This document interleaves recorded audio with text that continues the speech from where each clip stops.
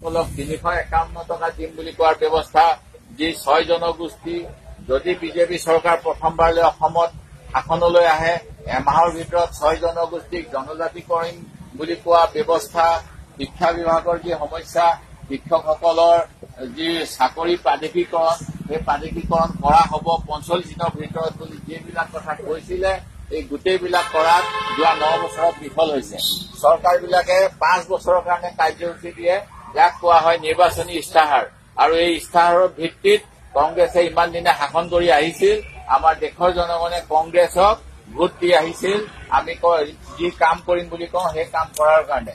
কিন্তু 10 বছৰ লোৱাৰ পিছতো আজি চৰকাৰখন বিফল হ'ল, আৰু এই বিফলতাৰ প্ৰমাণ এই গোটেইবিলাকেই হয়। সেইটো জয়তে আজি এই যে কাৰ্যসূচী, এই কাৰ্যসূচীত আপোনালোক সকলো অহাৰ কাৰণে আমি জিলা কংগ্ৰেছ কমিটিৰ তৰফৰ পৰা আপোনালোকক ধন্যবাদ জনাইছো।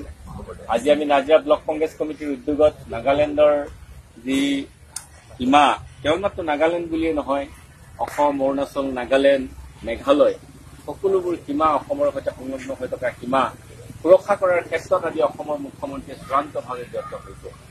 ইতিমধ্যে আপোনালোকে এটি কথা অৱগত হৈছে, আমাৰ সন্মানীয় বিৰোধী দলৰ দলপতি দেৱব্ৰত শইকীয়া ডাঙৰীয়াই কৈছে যে যিগৰাকী মুখ্যমন্ত্ৰীয়ে অসমক সুৰক্ষা কৰাৰ কথা কয়, যিগৰাকী মুখ্যমন্ত্ৰীয়ে খিলঞ্জীয়া লোকৰ সুৰক্ষাৰ কথা কয়, কিন্তু সেই মুখ্যমন্ত্ৰীয়ে কয় যে প্ৰয়োজন হলে আমি নলবাৰীলৈকে মাতি এৰি দিম, আমুকলৈকে মাতি এৰি দিম।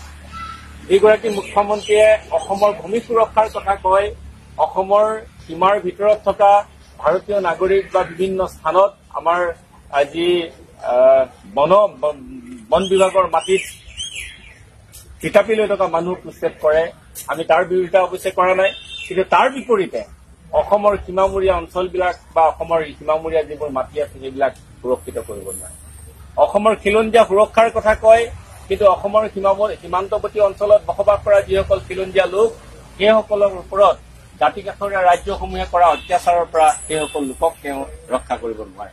গতিকে আমি আজি অৱস্থান ধৰ্মঘট কাৰ্যসূচীৰ পৰা এটা কথা আমি দাবী জনাইছো যে অসমৰ মুখ্যমন্ত্ৰী ডাঙৰীয়াই কেৱল মাত্ৰ ৰাজনৈতিক স্বাৰ্থৰ কাৰণে যিবোৰ কাম কাজ শেহতীয়াভাৱে অসমত কৰিবৰ কাৰণে প্ৰয়াস কৰিছে, তাৰ বিপৰীতে তেওঁ অসমৰ মানুহৰ, খিলঞ্জীয়া মানুহৰ অধিকাৰ সুৰক্ষা কৰিবৰ কাৰণে তেওঁ নিশ্চিতভাৱে শুভবুদ্ধ উদয় হ'ব আৰু অসমীয়া মানুহৰ ভৱিষ্যত সুৰক্ষিত কৰিবৰ কাৰণে তেওঁ কাম কৰিব। আমি সকলোৱে দেখিছো কেনেকৈ